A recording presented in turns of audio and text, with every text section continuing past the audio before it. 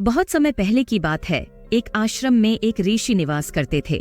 उनके आश्रम में 2 युवक शिष्य भी थे जिन्हें धार्मिक और नैतिक मूल्यों की शिक्षा दी जाती थी। ऋषि का उद्देश्य यह था कि वे अपने शिष्यों को जीवन के महत्वपूर्ण सिद्धांतों का ज्ञान प्रदान करें। आश्रम में ऋषि बैठे हुए थे। उनके चेहरे पर शांति और ज्ञान की किरणें चमक रही थीं। उनके शिष्य भक्ति भरी नजरों से उनकी ओर देख रहे थे। तभी ऋषि ने बोला, बच्चों, जीवन में शिक्षा का महत्व अत्यंत उच्च है।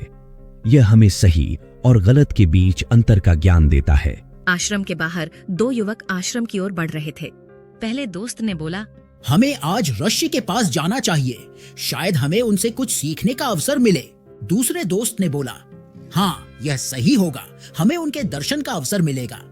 ऋषि के आश्रम में 2 युवकों ने अपने गुरु के चरणों में आशीर्वाद लिया। तभी ऋषि ने बोला, आओ बच्चों, शिक्षा का पर्व धर्म का खुला दरवाजा है। पहले दोस्त ने बोला, हम शिक्षा के लिए आए हैं महाराज, हमें आपसे नया कुछ सीखने का अवसर चाहिए। दूसरे दोस्त ने बोला, हाँ गुरुजी, हमें आपकी शिक्षा का आशीर्वाद चाहिए। तभी से ऋषि ने दोनों युवकों को धार्मिक और नैतिक शिक्षा देना शुरू किया। वे उन्हें जीवन के महत्वपूर्ण सिद्धांतों के बारे में बताते रहे। धीरे धीरे दोनों युवकों ने ऋषि की सीख को अपनाया।